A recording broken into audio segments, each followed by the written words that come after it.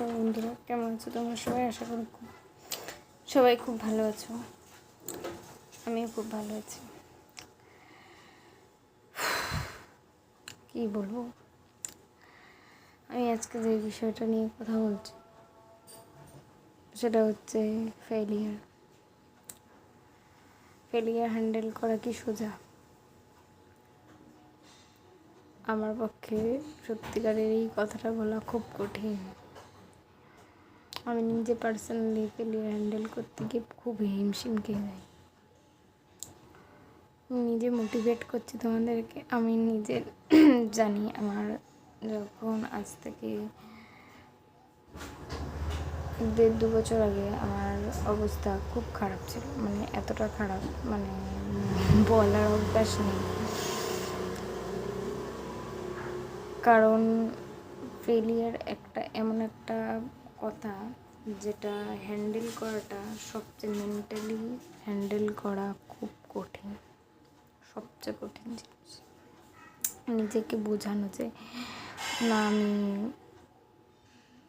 Fail করেছি ঠিকই, কিন্তু আমি আবার উঠবো, এই জিনিসটা সবচেয়ে মেনে নেওয়াটা কঠিন।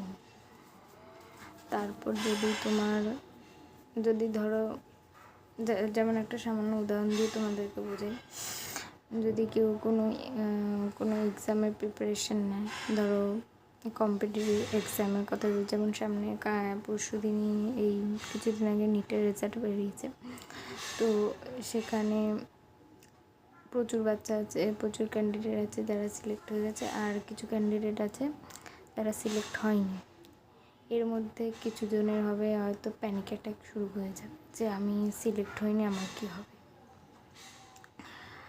খুব অ্যাংজাইটি ফিল হবে যে আমি এবার আমার 2-3 বছর ড্রপ ইয়ার হয়ে রয়েছে, আমি আদৌ এত বছর ধরে চেষ্টা করে যাচ্ছি, কী হবে আমার এক্সাম আদৌ আমি ড্রিম কলেজ পাবো কিনা, আদৌ মেডিকেলে সিট পাবো কিনা, সেটা হচ্ছে প্রশ্ন।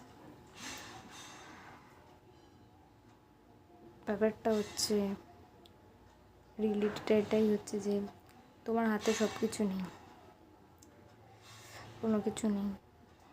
তুমি তোমার চেষ্টাটা করে যেতে পারো, যে তুমি হার্ডওয়ার্ক করলে তবে বাকিটা ছেড়ে দিলে। কিন্তু অ্যাংজাইটি, ডিপ্রেশন যেগুলো যাদের হয়, কারণ আমি নিজে পার্সোনালি প্যানিক অ্যাটাক আমার হয়েছে, আমি জানি খুব অবস্থা খারাপ হয়েছে।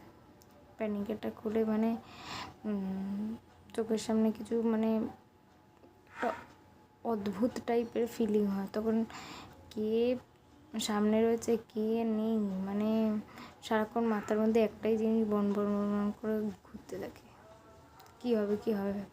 মানে এটা আমার ছোটো থেকে একটা ব্যাপার আছে যে আমি এক্সামে বসলে তো আমি পাশ করবো, আমি পাশ করবো। তো এই একটা ব্যাপার আমার মানে ছোটো থেকেই আছে, যার কারণে আমি এই জিনিসটা আমি খুব ভালো মতো জানি। যাদের প্যানিক অ্যাটাক হয় তাদের অবস্থা আরও খারাপ হয়ে যায়।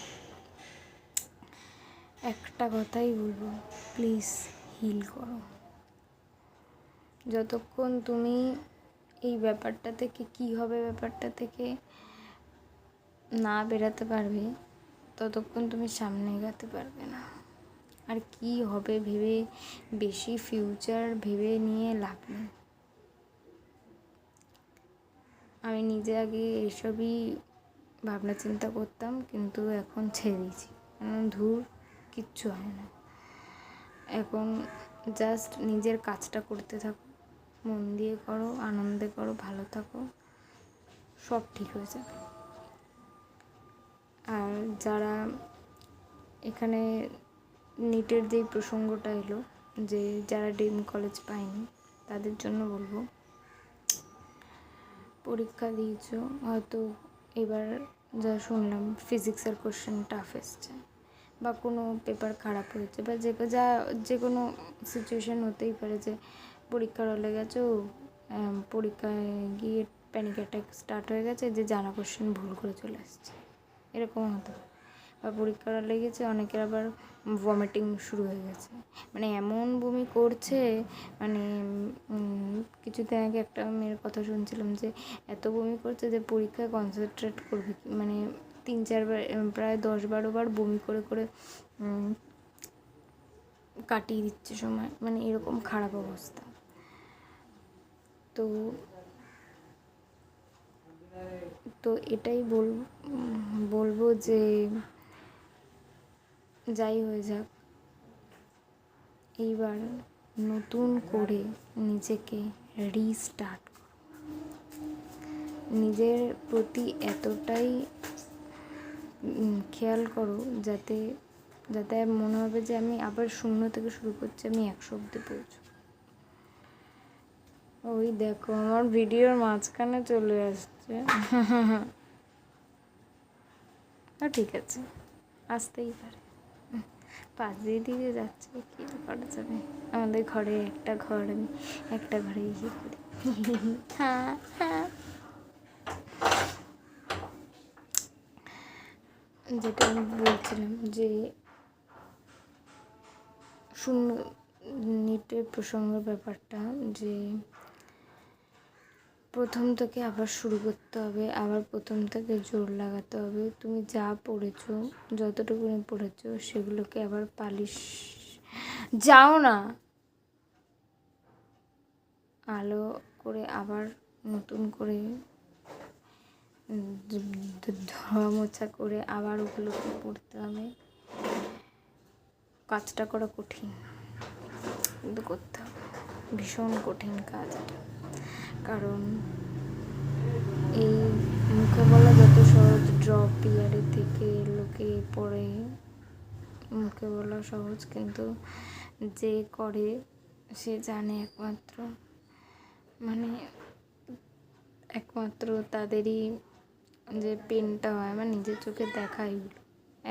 আমি নিট অ্যাসপিরেন্টকে আমি ভীষণ কাছ থেকে দেখেছি, মানে রাতের পর রাত জেগে পড়া, চোখ মুখের অবস্থা একেবারে খারাপ, মানে কি বিভৎস চেহারা, মানে সেই চোখ মুখ একেবারে কালো টাইপের হয়ে যাচ্ছে, রাত 2টো নেই 3টে নেই বসে বসে পড়ছি।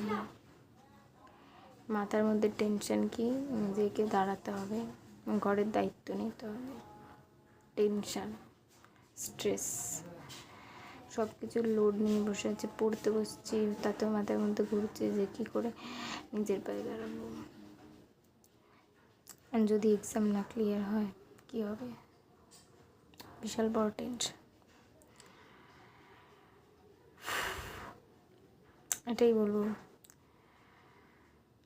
টেনশন যা আছে, যত খারাপ সিচুয়েশান আছে, একদিন নিজের জন্য না, পুরো গোটা একটা দিন নিজের যত খারাপ জিনিস আছে সব একটা কোথাও লিখে সেটাকে নিজের লাইফ থেকে পার্মানেন্টলি ডিলিট করে দাও, লিখে ক্রস মার্ক দিয়ে দিতে পারো, আর ওটাকে পুরো পার্মানেন্টলি ওই জিনিসটার মনেই করবে না।